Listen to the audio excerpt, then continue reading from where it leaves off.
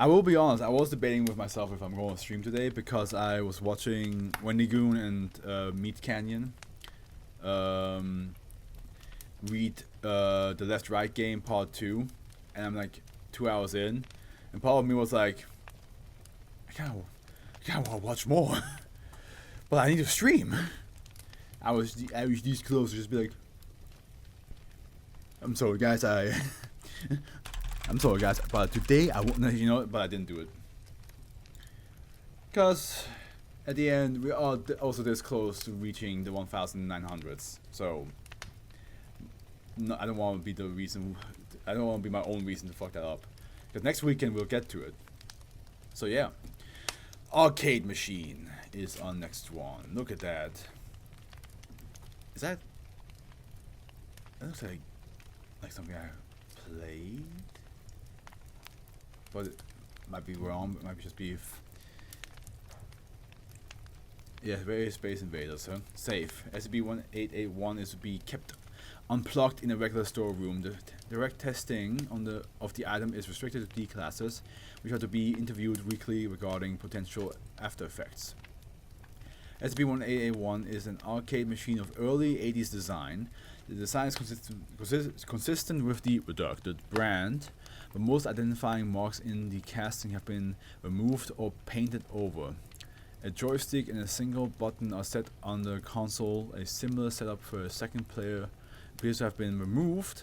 The machine's internal are expunged. Resolution of 256 x 224 with 16 colors. The machine is functional even though the hardware appears to be partially damaged.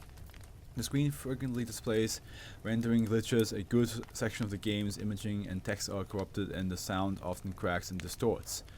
The title screen does not display a title or any credits, only the phrase insert coin, but the E is with the number symbol. The machine works with standard United States quarters, and only one quarter may be used at a time.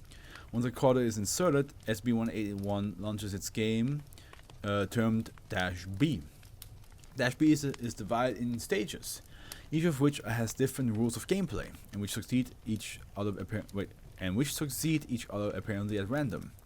Commonly seen stages are spaceship. The player controls a spaceship under siege by an alien horde. Yeah. Maze. A humanoid player-controlled figure moves around a maze, chased by bats or dragons. The goal is to acquire as many golds as possible before leaving the maze.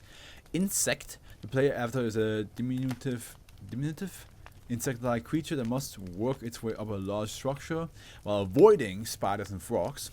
Drive. The player controls a car driving a curvy road while avoiding obstacles. Lines. An abstract puzzle game where the goal is to push lines around a field so as to surround bouncing balls. Okay. Jungle. The player avatar is a human moving through a forest-like environment populated with thematic enemies and obstacles such as crocodiles, snakes, and quicksand. Other stages appear more rarely, offering various skill and or strategic challenges. Notably, no luck-based games appear to be represented, no sports games where the opponent is of equal strength to the player. The stages themselves do not play in the same way when seen again. Enemies increase or decrease in number. The player movement and abilities change, and obstacles vanish and reappear. Notable cases include the spaceship stage appearing with no enemies whatsoever. The only entity visible on screen was the player's ship floating in empty space. The stage continued for about 3 minutes before the game declared stage clear. And instead of an E, it's a percentage sign. Looks like the E seems to be always affected. The insect stage not docking lives from the player upon death, instead keeping the character's corpse on the screen.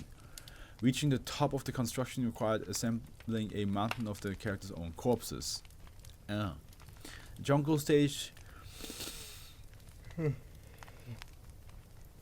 The jungle stages is seen being upside down, except for the player character who fell off into the sky. This jungle stage again, featuring data expunged as enemies. The maze stage have no exits, no power-ups, or in progressively larger numbers of enemies until the player was overwhelmed.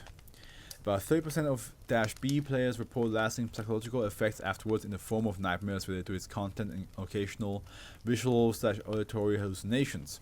A common complaint is hearing sounds from the game when unaccompanied and in quiet areas. Are you sure they didn't just stay awake one night too many playing the game? And now they got like, you know, I had that once in my life where I played Sonic Rush as a child the whole day and night, and the next day I swear I heard like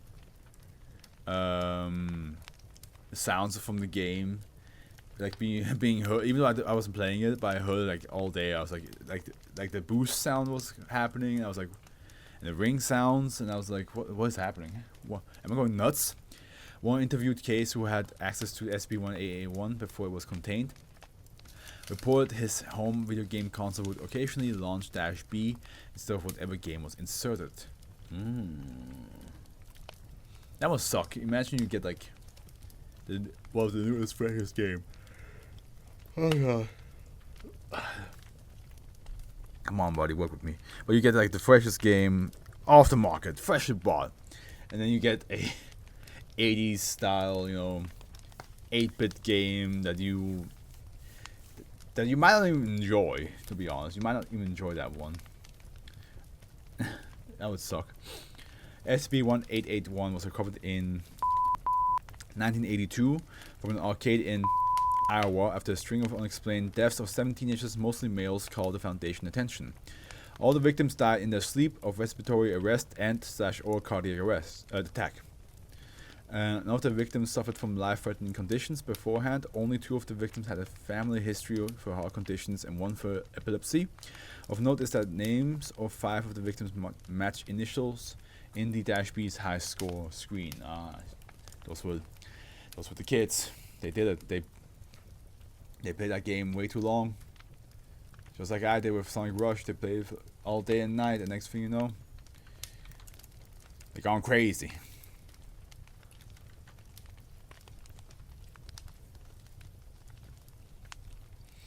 It's been a while since I did that with a game. Just like, you know, sat down and played it all day, all night.